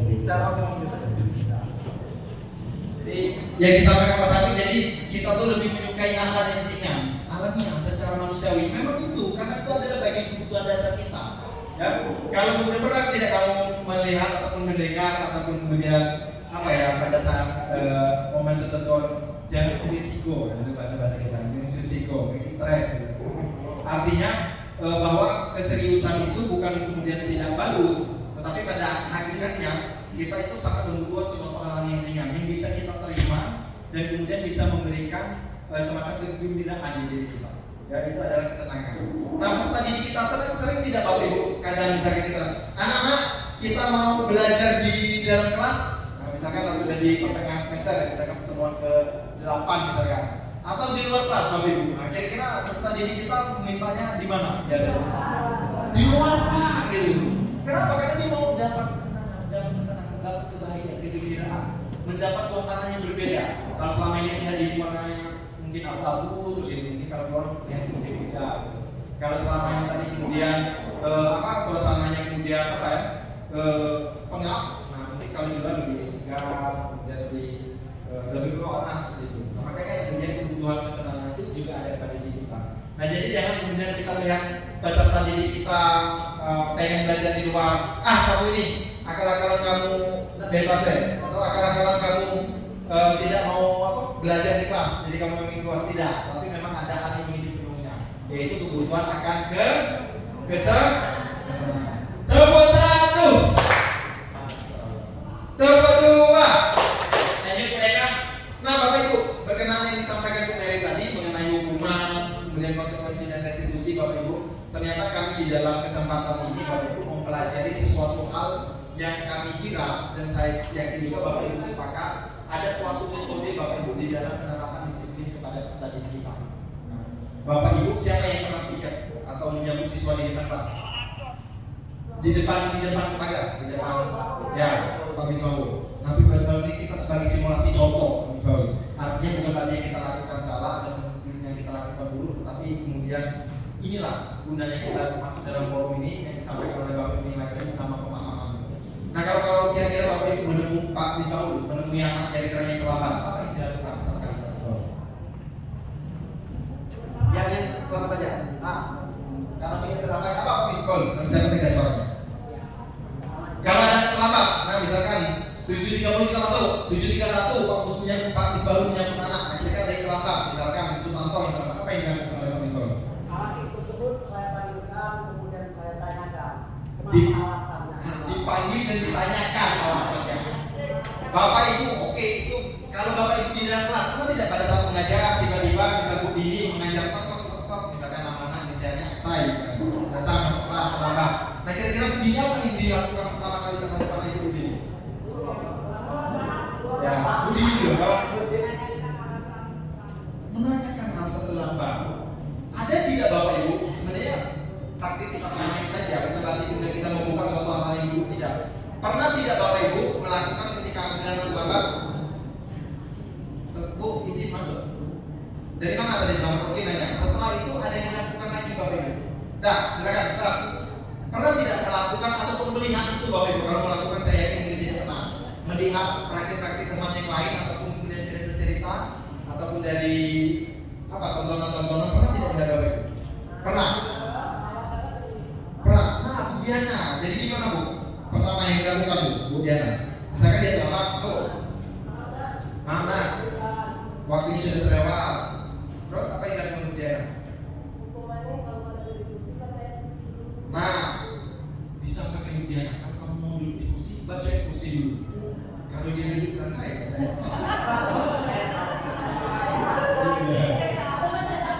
oh, karena mereka tidak bagus. Jadi kita sedikit akan menjelaskan mengenai apa yang disampaikan Bu Diana tadi. Jadi Bapak Ibu, selama ini tadi saya kemudian merefleksikan diri saya sendiri. Jadi saya juga sering menyambut anak di depan, terkadang ataupun menemuinya ataupun kemudian berinteraksi langsung dengan anak yang kemudian melanggar peraturan tata tertib. Jadi selama ini saya juga pernah Bapak Ibu melakukan kemudian, Pak saya terlambat. Kamu terlambat terus, silakan kemudian cabut rumput yang ada di lapangan. Pernah saya melakukan itu Bapak Ibu. Atau kemudian anak yang bajunya di luar gitu. Sini, masuk bajunya, saya tarik bajunya. Pernah saya melakukan itu. Tetapi Bapak Ibu, hal-hal tersebut kalau disadari, oke, kalau secara instan anak itu akan berubah, akan nurut. Misalkan contoh ya Pak Misbahul, kita menyambut anak di depan 7.35. Anak-anak yang kemudian terlambat, kita suruh jalan jongkok ke dalam. Kira-kira besok ataupun kemudian besok atau lusanya kira-kira akan terlambat lagi tidak? Masih? Karena masih, karena tidak, artinya menurun Bapak Ibu. Ya. Pernah tidak Bapak Ibu ketika kemudian tidak ada yang menyambut di depan, anak-anak apakah dia tetap masuk jam 7.30? Pada akhirnya, molor semua Bapak Ibu. Artinya apa Bapak Ibu? Boleh jadi dia hukuman tadi dia bisa tertib untuk sehari 2 hari atau jangka pendek. Tetapi Bapak Ibu ketika kita tidak ada lagi ataupun ketika waktu-waktunya yang panjang, dia mulai lagi dengan sifat aslinya. Jadi dia melakukan sesuatu tadi yang disampaikan Bu Nani tadi, bukan karena kesadaran dirinya, tetapi karena ingin menghindari hukuman. Itu yang terjadi. Nah makanya Bapak Ibu, ada beberapa posisi kontrol yang kemudian sering terjadi, ya, sering dilakukan selama kita dalam proses praktik kegiatan di satuan pendidikan. Yang pertama Bapak Ibu, mereka bantuan. Yang pertama adalah penghukum Bapak Ibu. Pernah Bapak Ibu melakukan hukuman kepada murid? Hukuman itu Bapak Ibu dilakukan jika konsekuensi yang diberikan itu tanpa kesepakatan yang murid. Nah maksud Bapak Ibu. Dan juga kemudian yang dilakukan itu tidak ada hubungannya dengan kesalahannya. Misalkan contoh anak terlambat, kemudian dulu praktik yang kurang baik, kemudian misalnya kita ke depan sama-sama perbaiki, anak-anak itu disuruh jalan jongkok, pernah tidak? Jalan jongkok dari depan gerbang sampai ke meja tiket gitu. Itu adalah menghukum. Apakah itu tercatat dalam hukuman itu? Tidak. Kita lakukan karena refleks saja. Karena apa? Karena merasa jengkel, karena merasa tidak terima bahwa murid kita tadi itu melanggar aturan Bapak Ibu. Kedua, ada pembuat rasa bersalah. Pembuat rasa bersalah ini Bapak Ibu boleh jadi dia dengan nada yang keras, boleh juga jadi dengan nada yang lembut. Tapi tujuannya Bapak Ibu itu membuat merasa mental diri anak tersebut menjadi down. Anak merasa takut, kemudian merasa bahwa yang dilakukan dia itu akan dihakimi oleh orang banyak seperti itu Bapak Ibu. Ya. Contohnya seperti ini Bapak Ibu, kata-katanya. Misalkan praktik siapa saja, teman kita, anak kita yang bernama X tadi ya, itu terlambat Bu Diana di pelajaran kita yang pertama. Oke, yang kedua kita lakukan, sudah nak yang kedua lagi. Yang kedua terlambat lagi. Nah kira-kira kalau yang kedua kali apa yang disampaikan Bapak Ibu kepada anak itu biasanya dibutuhkan apa Bapak Ibu? Kalau yang pertama tadi sudah masuk. Nah kalau yang kedua itu biasa, kalau yang kemudian anak melakukan lagi, nah kemudian itu ada kata-kata apa yang biasanya kita keluar? Kecewa. Gimana Bu Marni kira-kira kata-katanya Ibu Sumarni? Kecewa, sudah sering diingatkan. Nah, Ibu kecewa dengan kamu Nina, padahal diingatkan sering gitu ya. Lah onyol gitu. Murid sudah bergubih kata Pak Jun. Sudah diingatkan masih saja gitu. Pernah tidak kita membuat? Nah kira-kira apa ekspresi anak tersebut Bapak Ibu ketika dikatakan itu? Ya. Ada yang biasa saja, tetapi Bapak Ibu kalau kita kemudian melakukan itu dan kemudian karena kita tidak memperhatikan coba begitu nanti dia agak menunduk. Jadi dia merasa bersalah, seolah-olah dia kemudian dihakimi, seolah-olah perbuatan dia itu mengecewakan banyak orang. Nah itu adalah membuat rasa bersalah. Itu adalah posisi kontrol diri kedua. Yang ketiga Bapak Ibu, nah ada yang memposisikan diri sebagai teman. Bagus tidak hal-hal seperti ini Bapak Ibu? Kenapa Pak Jun tidak? Itu kenapa? Bapak Ibu, posisi kalau sebagai teman adalah memposisikan kita dengan peserta didik itu sama, komunikasi yang datar, dua arah. Seolah-olah kita menjadikan dia sebagai teman kita pada saat melakukan komunikasi tersebut. Nah kira-kira bagus tidak Bapak Ibu seperti ini? Nah, misalkan seperti yang contoh bersama, ayo cobalah ikuti aturan sekolah, dia melanggar, anggap saja dia terlambat ya. Tolonglah nak sekali ini saja, Ibu bantu ya. Sudah tidak apa-apa, lain kali dia melakukan perbuatan ini lagi. Nah, kira-kira bagus tidak Bapak Ibu kalau dia melakukan posisi seperti itu? Ya, berdiri gimana berdiri? Tidak mempan. Kira-kira kenapa Bu? Tidak mempan? Apa jadi? Artinya boleh jadi positif dalam artian ya di beberapa anak ya mungkin ya dengan dia melakukan kemudian interaksi seperti ini anak-anak lebih tenang, lebih merasa kemudian terbangun motivasi sisinya. Tetapi di satu sisi yang disampaikan Bu Dini tadi, tambah melunjak kata Bu Dini tadi. Kita nyaman itu seolah-olah kata dia membiarkan Bu Dini yang disampaikan tadi. Ya. Jadi seolah-olah anak itu kita tuh membiarkan. Sudah ada apa-apa yang diulangi lagi ya. Kira-kira dilakukan lagi tidak besok? Kemudian bisa dilakukan lagi. Jadi dia ketergantungan kita saja. Yang dia lakukan oke, pada saat kita tidak pada saat kita ada mungkin dia menjaga-jaga, tapi pada saat kita tidak ada dia akhirnya berulang lagi, mengulang lagi. Dia mendengar dengan ibu itu nanti tangan ibunya saja, itu biasa saja. Akhirnya dia bukan termotivasi ya, mencari cara untuk terus berbuat hal-hal yang kemudian melanggar gitu. Yang keempat Bapak Ibu adalah pemantau Bapak Ibu. Ya, pemantau ini Bapak Ibu adalah posisi bagaimana dia melihat kesalahan-kesalahan dari peserta didik ataupun murid dalam melakukan pelanggaran tadi Bapak Ibu. Ya. Nah, misalkan pada saat Bapak Ibu, kalau anak kita pernah tidak Bapak Ibu yang kemudian menemukan anak membawa api di sekolah. Nah, sering gimana yang dilakukan Bu Febrian? HP-nya dirampas, disampaikan kepada anak, jangan ulangi lagi. Kalau mau mengambil silakan hubungi Pak Sadam. Ada lagi Bapak Ibu, kalau kemudian anak pakai sepatu putih misalnya, kira-kira lakukan atau bagaimana? Kenapa ini? Sampaikan kami. Nah, nanti pakai sepatu putih padahal kita punya aturan itu. Nah, gimana Bu? Oke ya Pak ya, pernah sih, Nah, pernah kejadian kasus seperti itu. Saya tanyakan dulu ke anak tersebut, tahu aturannya nggak? Baca aturannya tidak?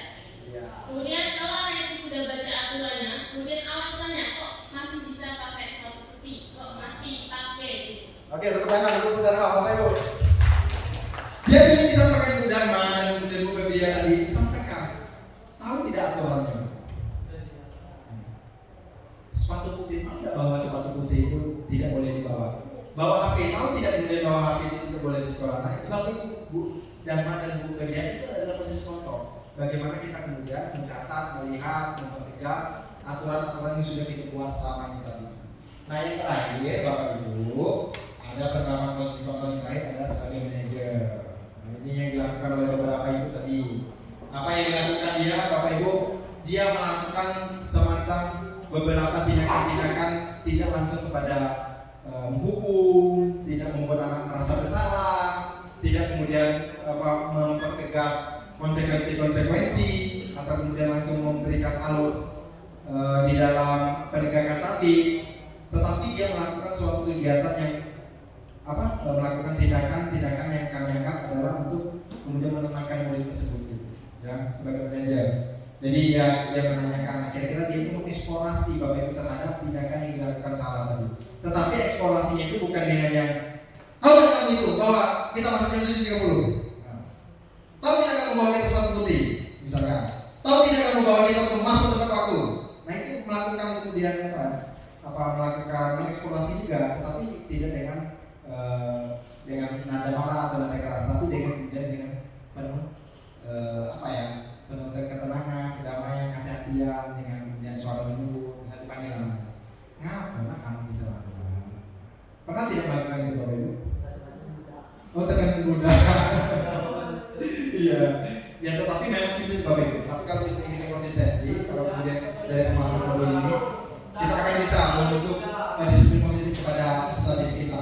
Jadi artinya kita melakukan semacam prosesi mengeksplorasi terhadap kesalahan-kesalahan dia itu dengan kemudian dengan cara-cara yang lebih bijak, dengan cara-cara yang kemudian tidak menimbulkan harga diri dia menjadi rendah dan yang lainnya, tapi dia menjadi semangat bahwa dia tahu bahwa itu benar salah terjadi dan dia mempunyai kesadaran, dan yang paling penting ke depannya melalui posisi itu dia akan sadar terhadap yang dilakukan itu dan kemudian akan memperbaiki dirinya Bapak Ibu. Nah, itulah kemudian yang kemudian kita kaitkan dengan subtopik yang ketiga adalah restitusi yang disampaikan oleh Bu Mary tadi. Jadi restitusi itu Bapak Ibu yang disampaikan oleh Bu Mary tadi benar. Jadi bahwa proses kita kemudian memberikan ataupun memperbaiki kesalahan peserta didik atau murid kita dengan beberapa cara-cara yang lebih menenangkan, lebih baik, dan kemudian lebih menghargai peserta didik atau murid tersebut. Nah, kalau tadi yang disampaikan Bu Mary tadi adalah restitusi, nah ini ada namanya pola segitiga restitusi Bapak Ibu. Ada 3 tahapan ya Bu mereka. Yang pertama adalah menstabilkan identitas Bapak Ibu. Kalau bahasa sederhananya adalah bagaimana kita menenangkan anak dulu Bapak Ibu. Jadi kalau anak melakukan kesalahan, pelanggaran, tenangkan dulu dirinya Bu, ya. Jadi ya anak-anak itu biasanya kalau melakukan kesalahan apa yang terjadi di dirinya? Apa Bu? Cemas, takut, apalagi Bapak Ibu. Kalau misal tidak usah kepada murid kita, kalau kita melakukan kesalahan apa yang terjadi di diri kita? Malu, cemas, takut. Jadi pikirannya kemana-mana Bapak Ibu. Akhirnya ya dia tidak lagi kemudian pada posisi yang positif nantinya. Akhirnya biasanya apa? Kalau misalkan dia sudah takut dan cemas, kalau kita tanya, dia cenderungan untuk menjawab yang tidak jujur, bohong, untuk menghindari supaya kemudian tidak ada konsekuensi atau penghukuman yang dia dapatkan nanti. Yang pertama menstabilkan identitas Bapak Ibu. Coba next mereka. Ya, bisa. Nah, yang pertama. Nah, jadi dalam menstabilkan identitas Bapak Ibu kita menenangkan. Nah, Bapak Ibu misalkan dia melakukan mengganggu temannya, jadi pada saat sesuatu kita jelajahi, kita eksplorasi. Nah, wajar saja kalau mengganggu itu hal wajar saja. Pasti orang-orang itu sering kalau saling mengganggukan, tetapi jadi kita tenangkan diri dulu bahwa perlakuan dia itu ya memang pernah juga ada yang melakukannya atau memang ya hal-hal wajar saja terjadi. Tetapi kita tidak membenarkan. Nah, baru nanti kita tindakan yang kedua, Bapak Ibu. Kita validasi bahwa tindakan itu salah. Memang ya biasa saja, memang ya namanya dalam melakukan kesalahan itu orang itu wajar biasa saja. Pernah orang terjadi tetapi tindakan itu salah. Baru kita gali, nah kira-kira tindakan salah itu apa yang kita belakang. Jadi kita melalui kegiatan validasi yang salah, kan? Nah, mungkin bisa ada pertanyaan-pertanyaan Bu Eka. Nah, kira-kira apa alasan dia melakukan? Kenapa alasan dia terlambat? Pasti dia mempunyai alasan Bapak Ibu. Boleh jadi keterlambatan dia tadi yang saya sampaikan di awal tadi, dia berusaha memenuhi kebutuhannya, gitu kan? Ya apa kebutuhan? Boleh jadi kebutuhan psikologisnya, ya. Boleh jadi dia di pagi hari kemudian membantu orang tuanya untuk memenuhi ekonominya, misalkan. Nah makanya kemudian Bapak Ibu segitiga restitusi ini, kegiatan yang seperti ini, supaya yang kembali ke awal tadi, ya, supaya kemudian kita lakukan ataupun tindakan apapun yang terjadi pada mulut kita tidak langsung kita simpulkan pada hal-hal yang negatif. Pasti ada mempunyai tujuan. Salah satu tujuannya itu adalah memenuhi kebutuhan dari dirinya. Nah yang terakhir Bapak Ibu dari segitiga restitusi ini adalah Bu Reka adalah menanyakan keyakinan Bapak Ibu.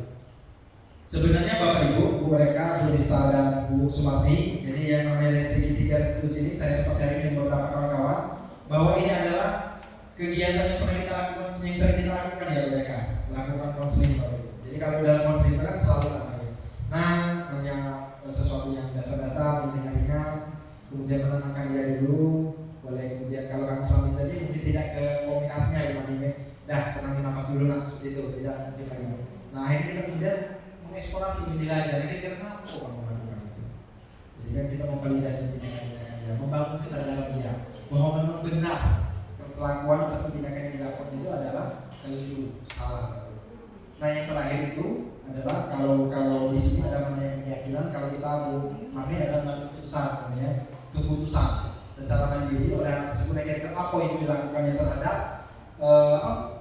pelanggaran ataupun ketidaktertiban yang dia lakukan itu, atau kesalahan yang dia lakukan tersebut. Apa komitmen dia terhadap kedepannya? Nah itu sebenarnya sudah dilakukan oleh saya. Tetapi Bapak Ibu untuk melakukan kegiatan segitiga restitusi ini tidak tergantung ataupun tidak terpaku pada guru BK saja. Kita semua mempunyai kemampuan melakukan segitiga restitusi tersebut. Ya, kuncinya apa satu Bapak Ibu? Kita pahami tadi yang disampaikan model di awal tadi. Kita pahami prinsip-prinsip dasar bahwa semua orang itu mempunyai kebutuhan Bapak Ibu, ya. Bahwa kemudian tujuan kita di dalam melaksanakan pendidikan adalah orientasinya subjek-objek adalah kepada murid, gitu. Jadi yang kemudian dari sisi kita sendiri, ya, kalau kita kemudian orientasinya sudah kepada murid, insya Allah segala sesuatunya kita akan tunjukkan hal-hal yang terbaik terhadap hasilnya adalah kepada murid. Ini saja Bapak Ibu, contoh penerapan segitiga restitusi, oke? Oh nggak ada ya? Oh, untuk contoh penerapan segitiga restitusi Bapak Ibu nanti di grup WA sekolah dan kemudian keyakinan kelas ya Bu Mary akan kami share video dan foto ataupun link YouTube-nya untuk bagaimana melakukan kegiatan segitiga restitusi. Nah boleh nanti Bapak Ibu komen di sana, kira-kira mau bertanya dengan macam boleh, mau jadi boleh, nanti kita boleh interaktif setelah ini. Tetapi sebelum menutupi sesi ini, saya dan Bu Mary membuka ruang minimal 3 pertanyaan, Bapak Ibu. Kita jangan pulang dulu, kita tuntaskan ketidakpemahaman ataupun kemudian keraguan-keraguan kita di dalam pemahaman modul ini untuk melakukan pertanyaan ataupun sumber saran ataupun pertanyaan lainnya. Silakan. 1, 2, 3, silakan Bu Dharma.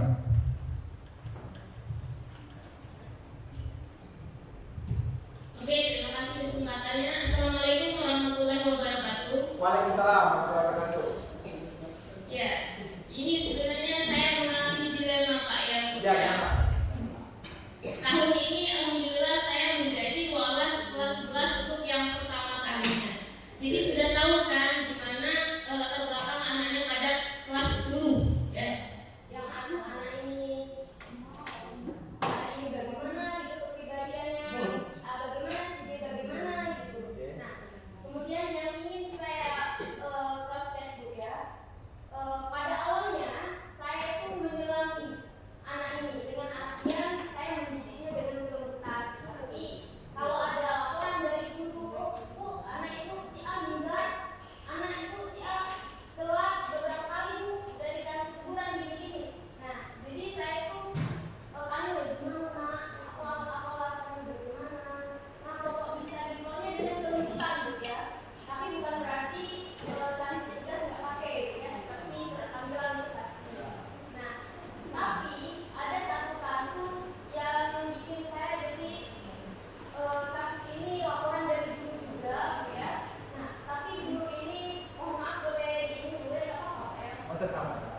Indonesia. J kan J UN. Masalah dengan umumnya. Nah, umumnya itu sampai udah seperti kayak ada tangan loh, saya sampai mikir seperti ini. Sini posisinya saya anak itu yang harus mengikuti aturan saya atau saya yang harus mendorong anak itu seperti pada awalnya pemikiran saya tadi. Nah, saya dilemanya di situ. Kalau saya yang harus mendorong berarti saya bagaimana sih menghadapi anak ini dalam keluarga bagaimana? Sudah saya lakukan, tapi anaknya masih dengan sikap awalnya kayak gitu. Nah, berarti kalau saya memenuhi keinginan saya, anak itu harus mengikuti aturan saya, berarti bertolak belakang dengan yang apa yang disampaikan tadi. Iya. Nah, dilema saya bagaimana langkah awal untuk membangun budaya positif ke anak-anak yang seperti ini. Terima kasih. Tepuk tangan dulu Bapak Ibu. Pertama mewakili dari 1 ke 1, kamu 2 silakan. Oke, maju dulu di sini. Siapa ini? Assalamualaikum warahmatullahi wabarakatuh. Ya, jadi dengan melihat penjelasan dari Pak Sadam dengan Ferry tadi, sebenarnya kami sebagai guru yang masih memakai gaya lama itu sebenarnya masih agak bertentangan dengan yang disampaikan tadi. Karena apa? Melihat kondisi anak kita di sekolah ini, sepertinya hal yang dikatakan tadi kurang efektif ya, karena untuk perubahan itu mungkin sangat kecil sekali. Paling hanya anak tertentu saja yang bisa disampaikan atau diterapkan hal yang seperti itu. Nah, di sini saya hanya ingin tahu saja bagaimana cara kalau misalnya seperti yang saya hadapi ada kasus sudah berapa kali tidak masuk, itu keterangan anak saya alpa, miger, dan 1 kali itu belum ketemu. Jadi kemarin pas ketemu itu hal yang saya lakukan yang menegur, menanyakan kenapa alasan mereka tidak masuk, apa ada masalah dengan saya, karena pada sebelumnya memang di kelas 10 dan 11 belum pernah mengajar anak-anak tersebut, baru ketemu di kelas 12. Di sini kan saya tujuannya untuk menyampaikan bahwa mereka kan sudah kelas 12, jadi jangan sampai nanti timbul masalah-masalah lagi. Nah, kira-kira menurut Pak Sadam dan Bu Berry, langkah apa yang akan saya ambil untuk menghadapi anak-anak yang seperti ini? Ya, Tepuk tangan untuk kamu Prof. Oke, Bapak Ibu terakhir untuk kelompok 3, kelompok 3. Silakan.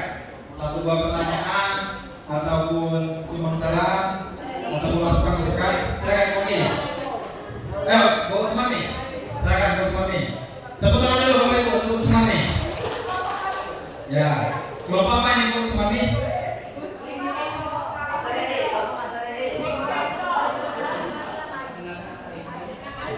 Good morning.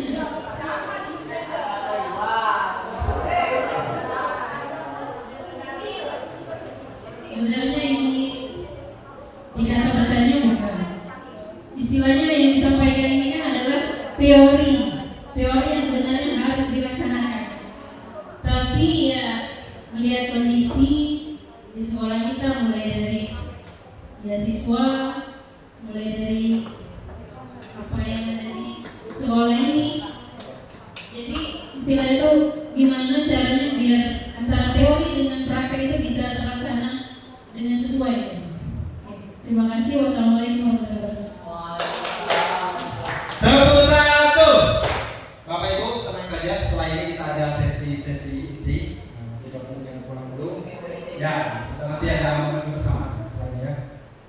Oke Bapak Ibu, apa yang ditanyakan oleh Bu Dharma, Bu Dini, dan kemudian Bu Suwarni itu satu kesatuan rangkaian. Betul Bapak Ibu? Betul Bapak Ibu? Artinya kemudian melihat, kemudian mencoba untuk mensinkronkan antara konsep-konsep yang dipaparkan tadi Bapak Ibu yang disampaikan tadi dengan realita dan kenyataan yang ada di satuan pendidikan kita di lapangan. Saya akan mencoba menjawab secara singkat untuk beberapa Bapak Ibu. Kemudian kemudian nanti disambung oleh Bu Mary. Jadi Bu Dharma betul sekali Pak. Bu Dharma kemudian itulah enaknya Bapak Ibu, dan sudah kami lakukan di UDK. Jadi bagaimana mengiring anak itu dengan tahun-tahun berjalan.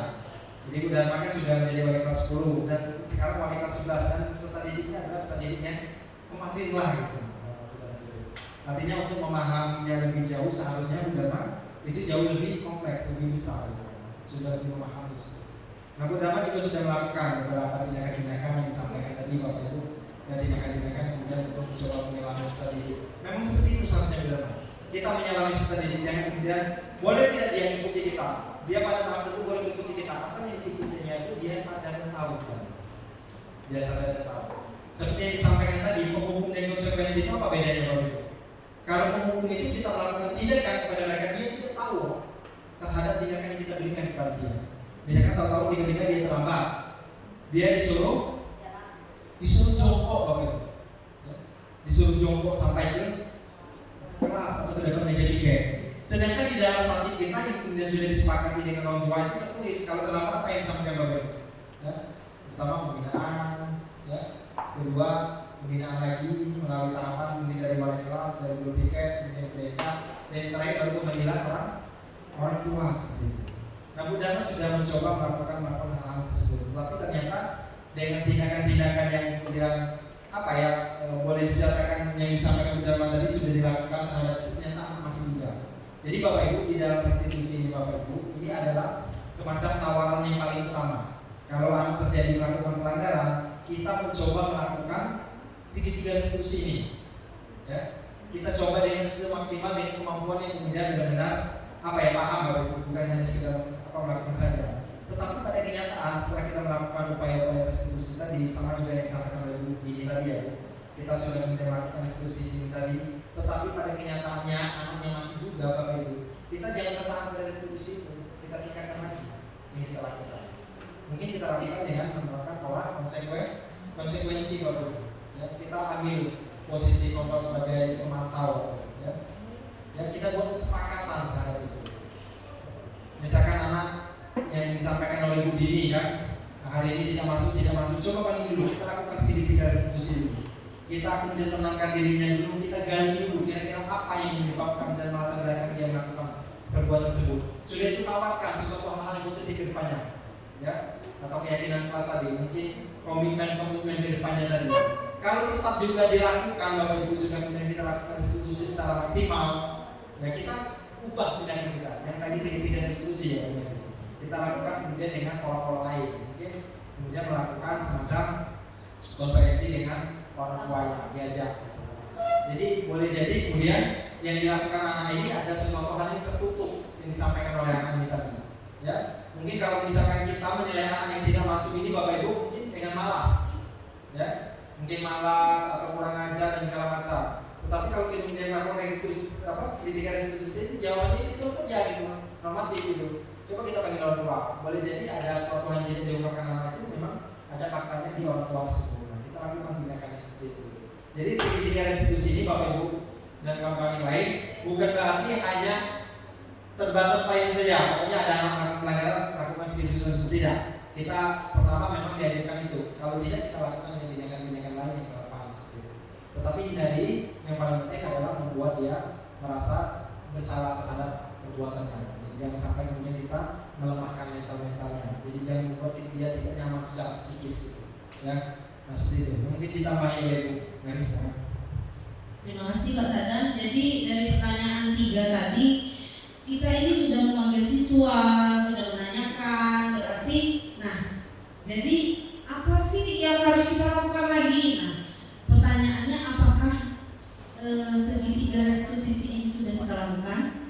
Apakah tahapan 3 ini sudah kita lakukan? Nah, itu pertanyaannya. Menstabilkan kesalahan, tadi ya validasi kesalahan, lalu tahapan yang ketiga membuat anak sadar sendiri, menyadari. Nah, yang ketiga ini sudah sampai ke 3 tahapan ini belum kita?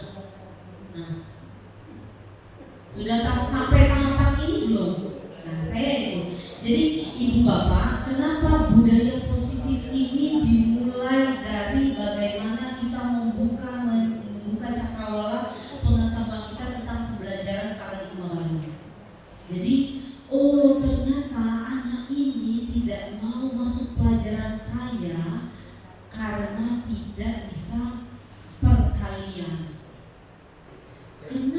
anak ini tidak mau masuk pelajaran saya karena sering kalau pelajaran Ibu Mary disuruh maju ke depan. Aku ini malu. Kenapa anak itu datang terlambat?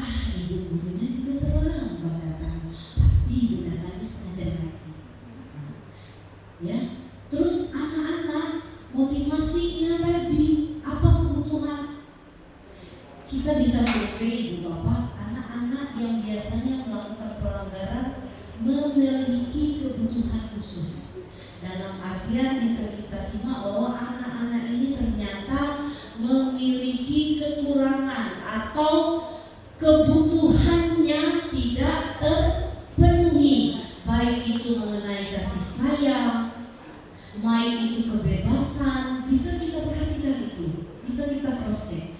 Anak yang pakaiannya tidak lengkap, ribut di kelas, berarti di rumah atau di lingkungan kebutuhannya tidak terpenuhi.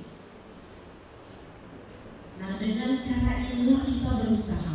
Apabila cara segitiga restitusi tidak juga, mari kita bersama-sama memanggil dengan orang tuanya. Kita lihat keyakinan, karena sekolah kita pada awal pembelajaran sudah melakukan keyakinan bersama. Ya, kita melakukan parenting ya, ibu bapak sebelum mulai pelajaran. Jadi kenapa budaya positif ini kita pelajari supaya membudaya. Insya Allah kalau kita melakukan ini, kita berikhtiar semoga minimal 80% atau sampai 90% siswa kita bisa membudaya budaya positifnya. Saya kira itu saja Pak Sadam. Terima kasih. Gimana Bu Dharma? Bu Dini? Ya Bu Sumarni. Tepuk tangan dulu Bapak Ibu untuk perwakilan Bapak Ibu sebagai refleksi akhir atau kemudian bukan penugasan sih, lebih kemudian menguatkan pemahaman kita terhadap posisi kontrol guru tadi. Coba pegang posisi kontrol guru Bapak Ibu. Bapak Ibu sudah ada sticky note yang saya bagikan tadi Bapak Ibu? Ada pena? Ada Bapak Ibu. Oke, itu sudah Ibu. Oke, ayo nanti kita. Bapak Ibu kita ada ya. Pada semua mau bertanya? Oh bisa. Mau bertanya atau memberi kesimpulan salam?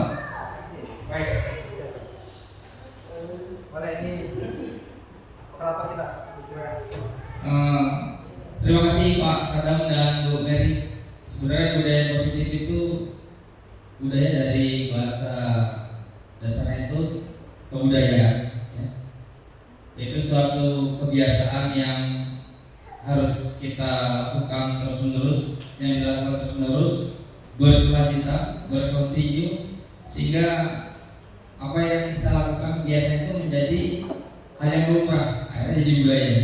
Jadi Bapak Ibu, kalau hal ini hanya dilakukan oleh beberapa, satu atau dua guru yang melaksanakannya, tetapi tidak secara menyeluruh, mungkin budaya positif yang sudah disampaikan oleh Pak Sadam tadi itu dengan Bu Mary mungkin kurang maksimal. Jadi mari kita bersama-sama kita berkomitmen secara bersama untuk melaksanakan budaya positif ini. Mudah-mudahan budaya positif ini dapat merubah paradigma baru dari pendidikan kita ini. Terima kasih. Assalamualaikum warahmatullahi wabarakatuh.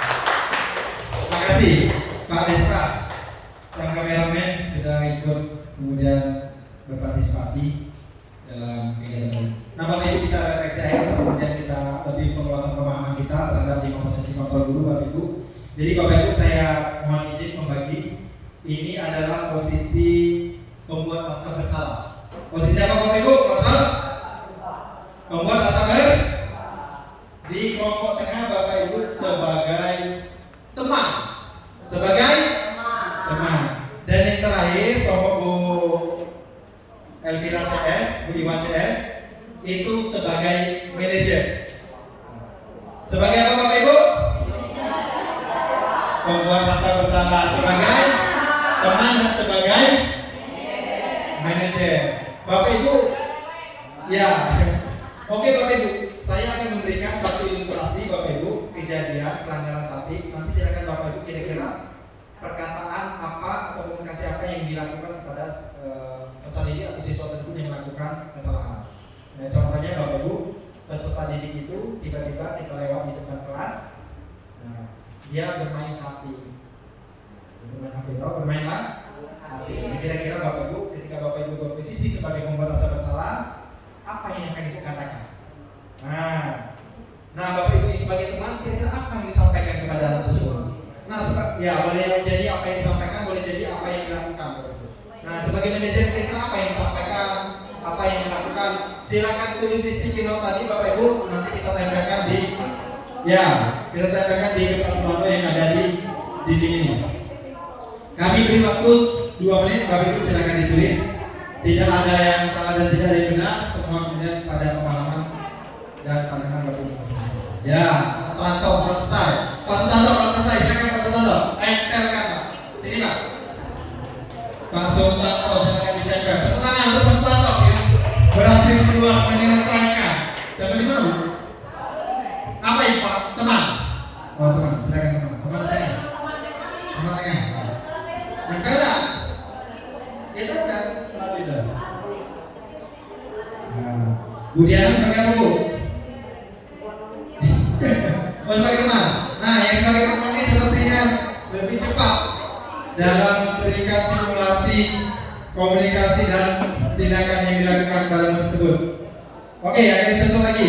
Bu Pi sebagai teman ya, silakan. Silakan. Nah, dari pembuat rasa bersalah berdatangan Bu Ratna dan Bu Rina ya. Silakan Bu Rina. Bu Anaya, pembuat rasa bersalah paling kiri. Bu Dini sebagai teman ya, silakan Bu Dini. Tempelkan. Kita tidak usah baca bersama, nanti kemudian kita foto saja. Nanti kita di akhir reaksikan. Ya, kenapa Bu Juni? Pak Misbahul? Ya, silakan. 1 menit lagi Bapak Ibu, silakan ditulis apa perkataan apa yang disampaikan pada murid tersebut atau kira-kira tindakan apa yang diberikan. Ibu sih memperpartisipasi, stikernya diberikan. Bagi Bu Nuga, ada lebih stiker. Nah Bu. Oke.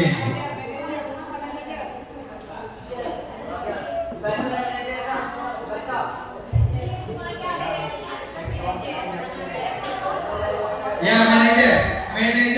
Oke. Ya. Bu manajer di sini ya. Sini. Oke, kamu ya.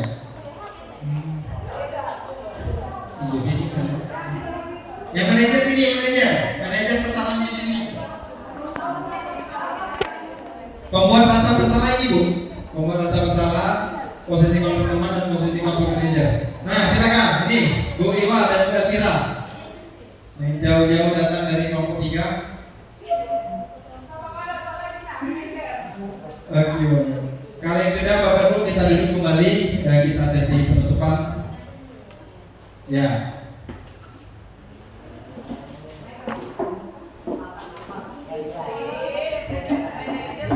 Masih ada yang belum Bapak Ibu?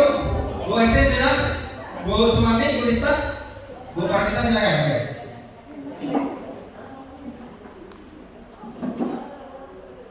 Bu Ana sudah Bu?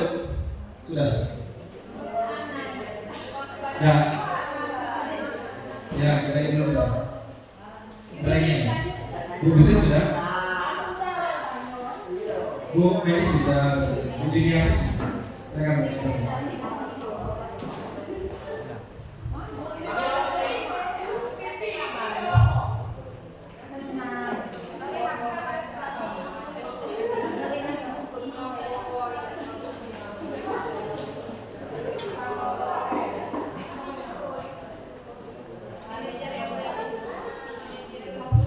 Bapak Ibu tepuk 1. Aduh, masih sibuk tangannya. Tepuk 2. Oke Bapak Ibu, terima kasih atas pekerjaan LK-nya ya, LK hari ini yang refleksi di kegiatan kita dalam diseminasi ini. Bapak Ibu nanti kita foto dan kita baca bersama. Dan yang paling penting Bapak Ibu, pengakhiran dari saya nanti kepada Bu Mary.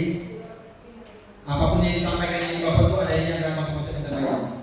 Jadi kita sekarang berusaha dulu, ya. Kita berusaha menerapkan, kemudian menularkan konsep-konsep baik ini minimal di lingkungan terdekat kita dulu, di diri kita dulu. Ya, baru nanti kita kemudian mencoba mempraktikannya di ruang-ruang kelas kita. Kalau kemudian ruang-ruang kelas kita sudah kemudian terkontaminasi budaya positif itu, mari kita bersama-sama nanti kita tebarkan di satuan pendidikan kita. Semangat! Terima kasih dari saya, silakan Bu Mary. Saya mengucapkan terima kasih dan sangat terharu sekali teman-teman. Semoga apa yang kami sampaikan bisa bermanfaat bagi kita semua dan apa yang kita harapkan bisa terwujud.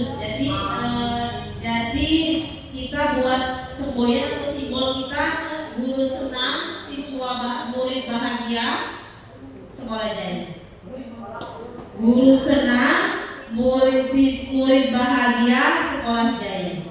Jadi itu untuk semboyan kita untuk di budaya positif. Siswa, guru senang, siswa bahagia, sekolah jaya.